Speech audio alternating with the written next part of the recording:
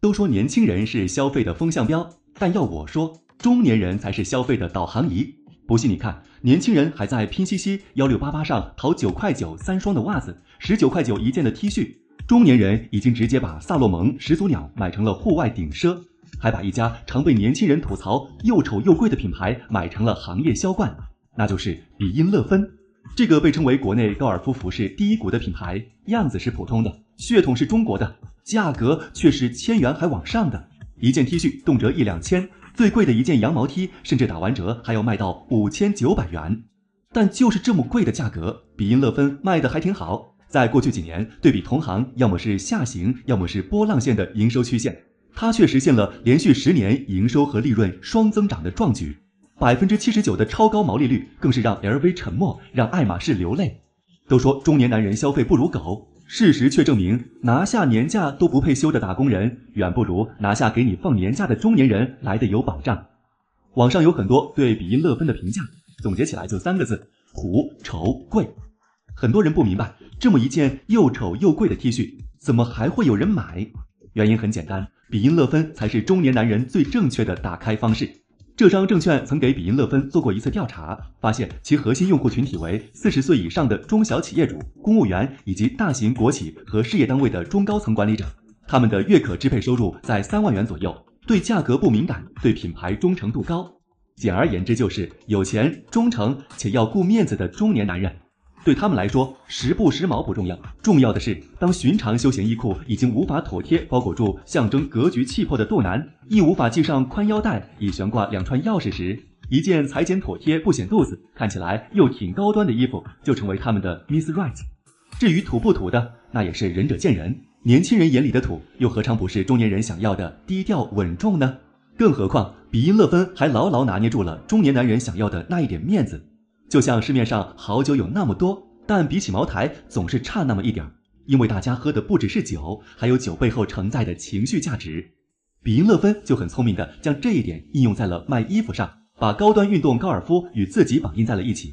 时间倒回至20年前，比因乐芬的老板温州商人谢秉正在文具行业里赚到了创业的第一桶金。1997年，谢秉正进入服装市场，一开始就剑指高净值人群，做华伦天奴、圣罗兰这些奢侈大牌的代理商。3年后，赚到钱的谢秉正决定自己做品牌，便全资收购了比因乐芬。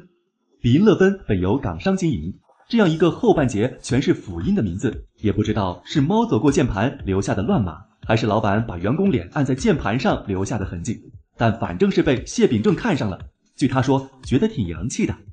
之后，为了更好地运作比因乐芬，谢秉正到韩国等市场考察了一番，发现当地有很多高尔夫服装，于是他决定把比因乐芬也定位到高尔夫这个当时还没有人涉及的细分领域。这种把某种小众高端的运动作为品牌锚点，借此树立相对高端的品牌形象，是服装品牌的常用策略。老前锋代表拉夫劳伦就是这种打法的典型代表。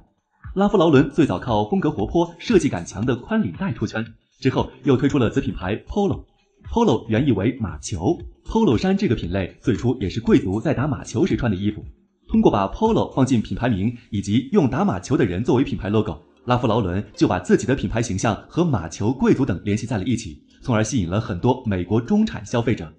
比因乐芬选定高尔夫也是这个逻辑。高尔夫这项运动在我国发展时间较晚，而且相当长时间里都是小众高端运动的代表，所以谢秉正把比因乐芬重新定位为高尔夫服饰，在英文字母组成的 logo 间加上了一个高尔夫球手的人形标志，明确把高尔夫和比因乐芬绑定在一起。然后在高尔夫球会会所、5星酒店里开比因乐芬门店，再赞助高尔夫国家队和高尔夫赛事。至于目标客户到底打不打高尔夫无所谓，比因乐芬要的只是借高尔夫彰显自己的高端而已。事实上，比因乐芬的客户也确实是不打高尔夫的。在他的招股书里显示，有 78% 的 VIP 客户不打高尔夫，或仅仅在高尔夫练习场打过球。但是没关系，就像买始祖鸟的未必登山，买 Lululemon 的未必练瑜伽。人是高级动物，但总是当牛马一样。比因乐芬的高尔夫也只是壳，而消费者刚好需要这样的壳。为了把壳做得更有与价格匹配的氛围感，谢老板专门从韩国请来设计师操刀服饰与门店陈列，在面料上则向奢侈大牌靠拢。始祖鸟、猛犸象、攀山鼠等各个尖端户外品牌青睐的轻薄防水面料世纪织布 Gore-Tex 和抓绒鼻祖 Polatek， 还有顶级面料 Itocho、Canclini 都在比因勒芬供应商之列。但是注意了，讲究设计与面料的最终目的是看起来有 old money 味儿，而不是时尚。用谢老板的话来说，一件产品好不好看是一码事儿，适不适合高端群体穿，带来超越服装的价值，提升品味，这是另外一码事儿。后者才是高端消费市场的需求，这也是高端产品难做的地方。以比因勒芬的主打产品 T 恤为例，图案好不好看见仁见智，但人家贵在提供7个尺码，最大能有 4XL 的广阔胸襟，宽宏度量，面料还防晒、吸汗、固色、耐洗。不管是差旅奔波、出席饭局，还是跑工程，甚至真去打高尔夫都能应对。而且为了保证适合高端群体穿，比因勒芬在 T 恤版型、面料、工艺上都下了不少功，近年的研发费率都在 3% 以上，在服装品牌中算是遥遥领先了。所以也别嫌弃比因勒芬土了，这种土其实是自带稳重，是人到中年位置中层的松弛感。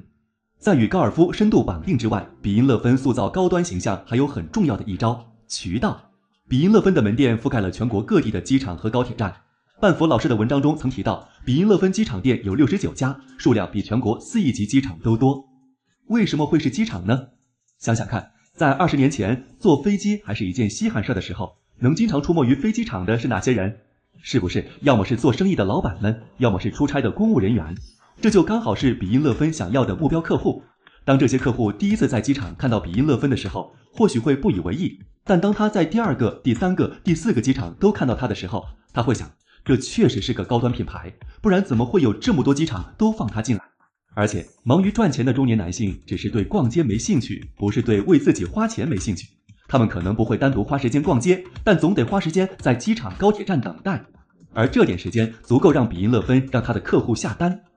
另外，机场和高铁站那就是天然的巨大流量池。据交通运输部数据，去年国内航线完成旅客运输量59051.69万人次，铁路旅客发送量完成38.55亿人次。如此庞大的人流量在比因勒芬门店前来来回回，让他的广告费都省了不少。2023年，比因勒芬的销售费用为13.11亿元，其中真正的广告宣传费只有9400万，占比不到 2.7%。做个对比，同期安踏的广告宣传费用占比是 8.2%， 江南布衣则是 9.2%。同时，在2023年，比因勒芬全年收入大涨 22.58%， 达到 35.36亿元，其中线下销售额占比 94.5%。进入2024年，比因勒芬的销售依然在涨，第一季度收入增长 17.55%， 规模净利润狂飙 20.43%。可以说，大叔们的购买力还是相当惊人的。但问题也不是没有，比如虽然靠贩卖高尔夫的高端滤镜撬开了中年男人的心房，但它背后对应的精英象征是存在缺陷的，也是存在一定信息差的。可以想象一下，在高端商务社交中，或许大家的高尔夫球技术都挺一般，但是在比拼装备方面，别人都穿着世界级别的泰特利斯、泰勒梅、卡拉威，而你穿个比因勒芬，可能在消费市场上卖得不错，但在球场上却很少听过。那么穿比因勒芬的人还会被当成同一精英阶层吗？加上越来越多国外高端品牌进入中国市场，消费者的选择在变多，中年男人整天听到子女吐槽这个假洋牌又贵又土，会不会有朝一日移情别恋了也很难说。其次，随着高尔夫运动在国内的渗透，运动品牌们也开始持续在高尔夫身上加码。拜了2022年重新在中国市场压住高尔夫球业务，已将门店开设在国内6家专业高尔夫球场内部，并在国内众多电商平台开设独立旗舰店。同在安踏旗下的迪桑特也没闲着，支线迪桑特高尔夫在中国市场已拥有超过80家门店，其中包括10家独立店、55家中店和25家球场店。创立于2016年的韩国潮流高尔夫品牌 WAAC， 美国高尔夫服饰品牌 K-Pot 同样正把目光转向庞大的中国市场。这对专业性先天不足的比因勒芬来说都是不小的挑战。这几年，比因勒芬也做出了一些改变，一边向大众时尚进发，一边更加努力立高尔夫专业人设。从2018年起，比因勒芬先后签约了杨烁、江一燕、吴尊等为品牌代言人，也开始做影视剧和综艺植入，以及社交平台种草。也是在2018年，比因勒芬收购了意大利男装品牌威尼斯狂欢节，并将其重新定位为度假旅游服饰。